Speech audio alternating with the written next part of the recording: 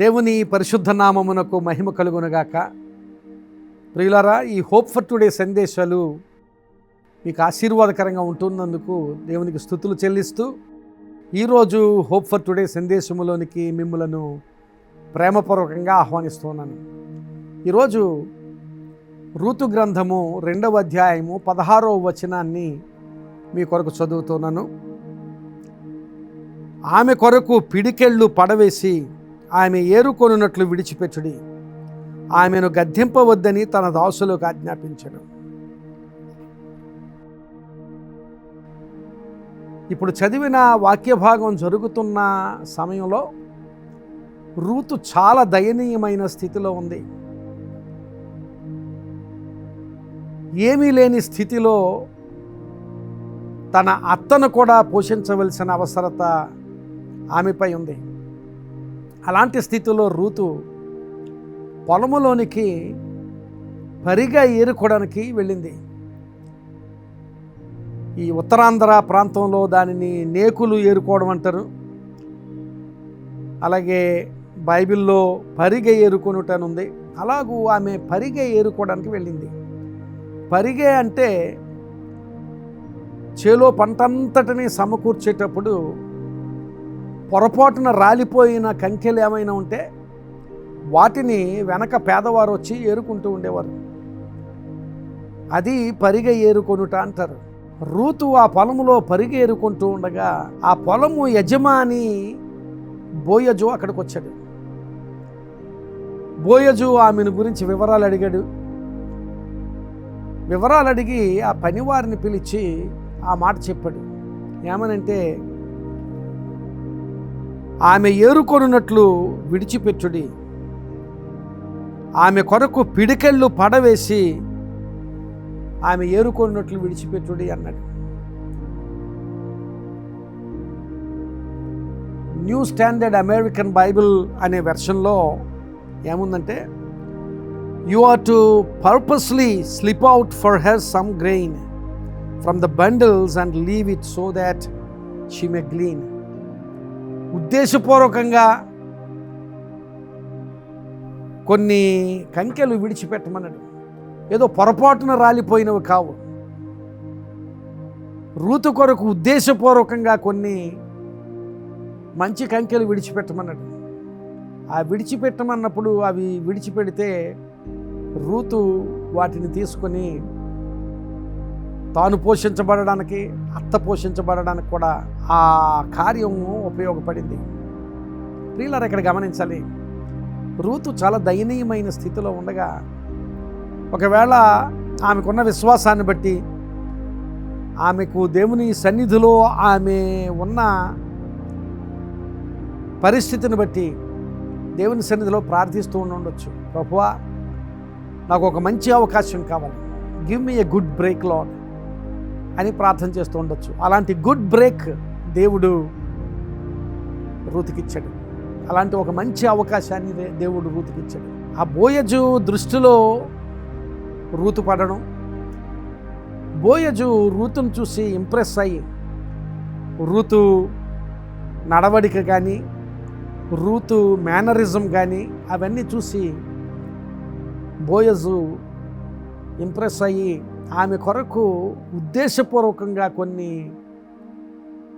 గింజలు లేక కంకెలు విడిచిపెట్టి ఆమె పోషణకు సహాయపడ్డాడు. ఆ తరువాత బోయజు రూతును వివాహం చేసుకోవడం కూడా జరిగింది. గమనించాలి, ఏ పొలములో పరిగేరుకోవడానికి రూతు వెళ్ళిందో ఇప్పుడు ఆ పొలానికి రూతు యజమానురాలు అయిపోయింది. ప్రియులారా, మన దీనస్థితిలో మనం ప్రయాణం చేస్తూ ఉన్నప్పుడు, ఆ దీనస్థితిలో దేవుని సన్నిధిలో దేవునికి ఇష్టలుగా మనం ఉన్నట్లయితే దేవుడు ఎప్పుడు ఆ మంచి అవకాశం, ఆ గుడ్ బ్రేక్ అనేది ఎప్పుడు ఇస్తాడో మనకు తెలియదు.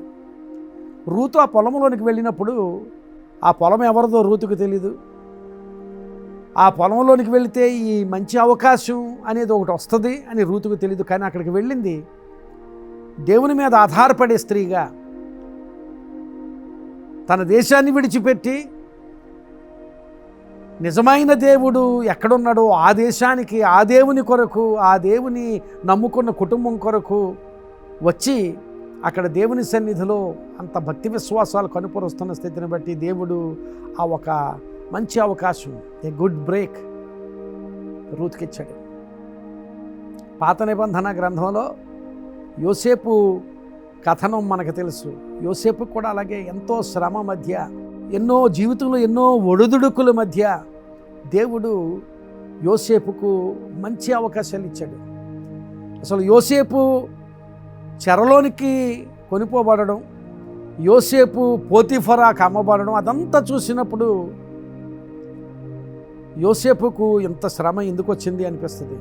యోసేపు అనుకుని ఉండొచ్చు, నేను ఎన్నో మంచి దర్శనాలు చూశాను, మంచి కలలు కన్నాను, కానీ నేను ఇప్పుడు శ్రమ గుండా ప్రయాణం చేస్తున్నాను అనుకుని ఉండొచ్చు. అనుకున్నప్పటికీ కూడా యోసేపు దేవుని విడిచిపెట్టలేదు.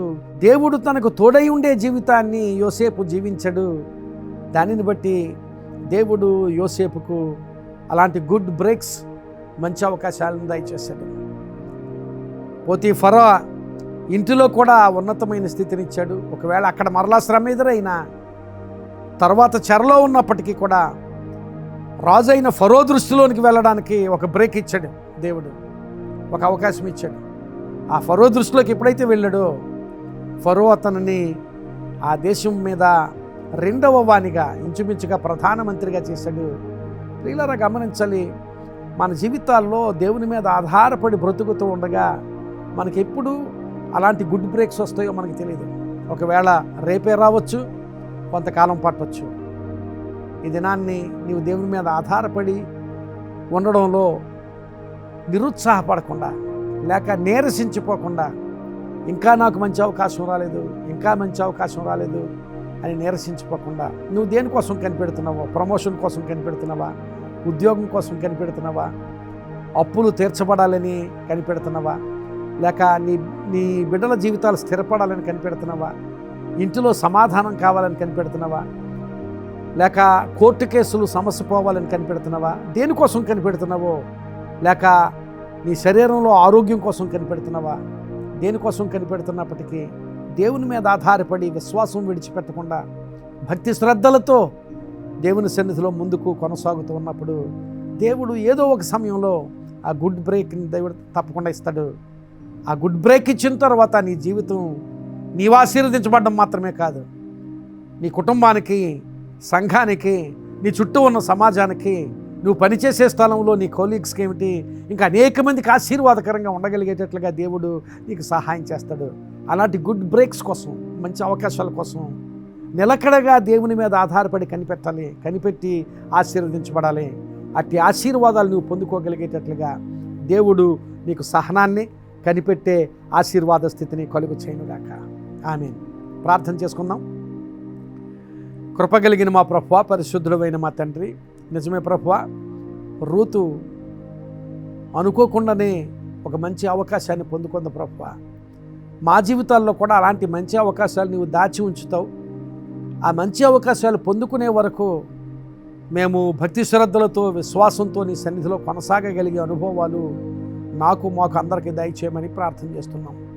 ఈ మాటలు విన్నవారికి అందరికీ ఆశీర్వాదకరంగా ఉంచమని ప్రభువా, కనిపెట్టడంలో నీరసించిపోకుండా, లేక మంచి అవకాశాలు వచ్చే వరకు కనిపెట్టడంలో ఏమాత్రం కూడా నిరుత్సాహపడకుండా ముందుకు సాగగలిగే స్థితిని బిడ్డలకు దయచేయమని, అనేక ఆశీర్వాదాలతో నింపమని, ఈ మాటలు వారికి ఆశీర్వాదకరంగా ఉంచమని యేసు నామమున అడుగుచున్నాం తండ్రి. ఆమేన్. God bless you friends. ఈ సందేశం మీకు ఆశీర్వాదకరంగా ఉంటే మీకు తెలిసిన వారికి తప్పక షేర్ చేయండి. అలా షేర్ చేసినప్పుడు వాళ్ళు ఆశీర్వదించబడతారు. వాళ్ళు ఆశీర్వదించబడినప్పుడు దేవుడు మిమ్మల్ని కూడా దీవిస్తాడు. God bless you.